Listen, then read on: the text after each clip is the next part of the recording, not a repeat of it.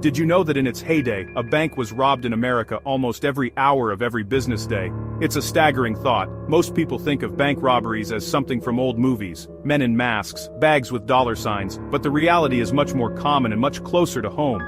These aren't always elaborate schemes, often they are desperate acts, but sometimes they are something else entirely.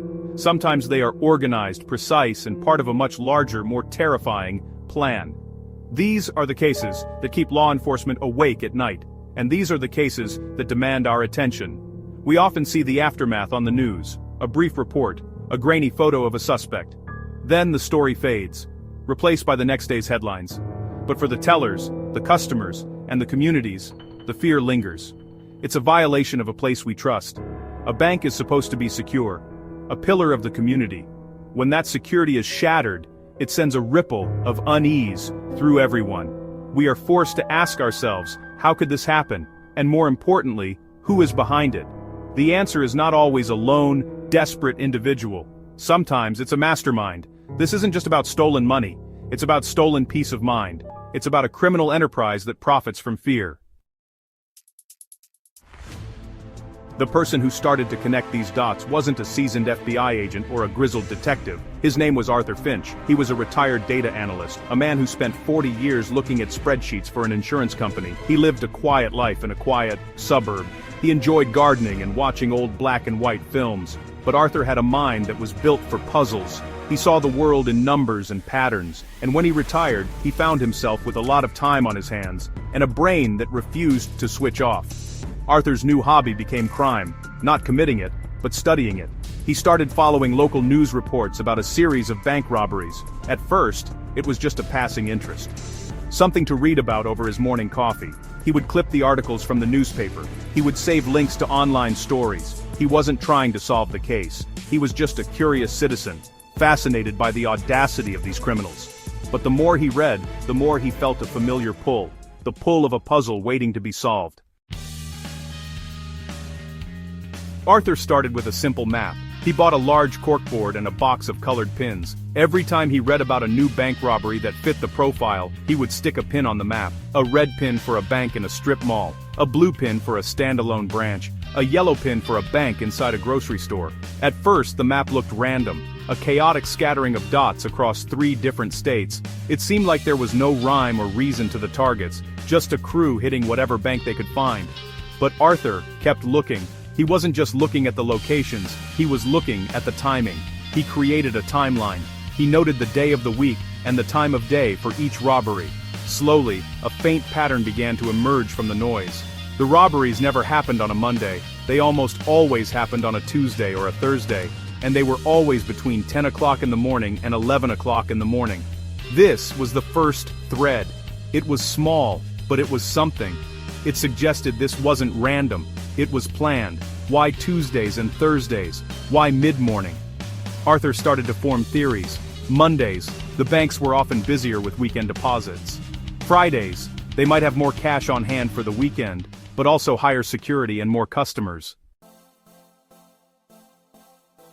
Arthur knew he needed more than just news reports. He needed raw information, so he started filing Freedom of Information Act requests. He asked for police reports from dozens of different jurisdictions. He requested incident logs and any publicly available data related to the robberies.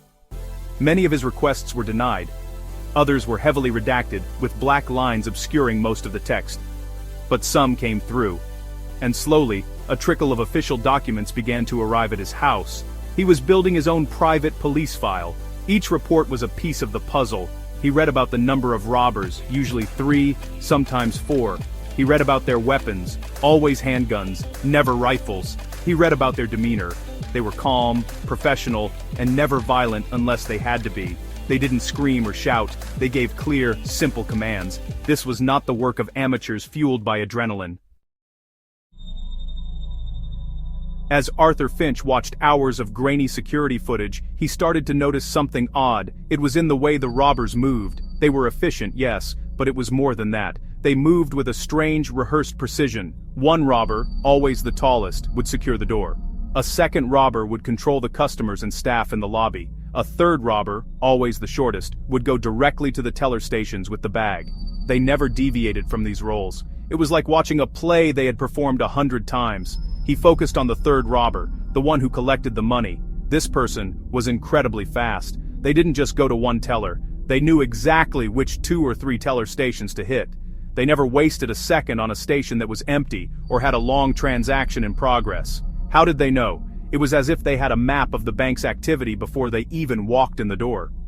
This was the detail that bothered Arthur the most. It suggested they had inside information.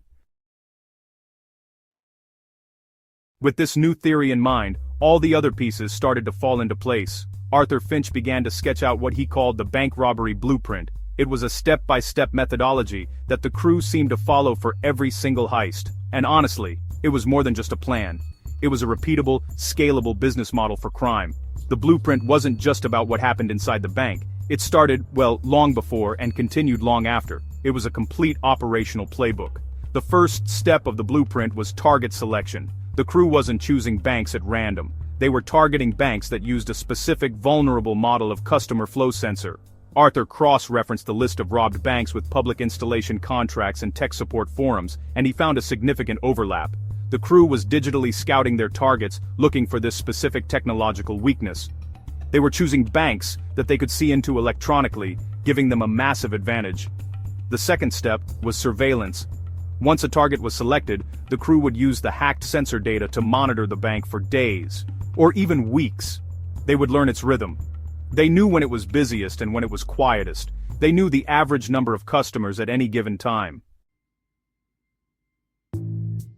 Let's break down the blueprint in action. Imagine a typical Tuesday morning. The mastermind, identity unknown, is sitting somewhere far away, looking at a screen. This screen shows data feeds from dozens of banks. He's not seeing video. He's seeing numbers, customer counts, wait times, teller activity. He's looking for the perfect target. He finds it. A suburban branch of a regional bank.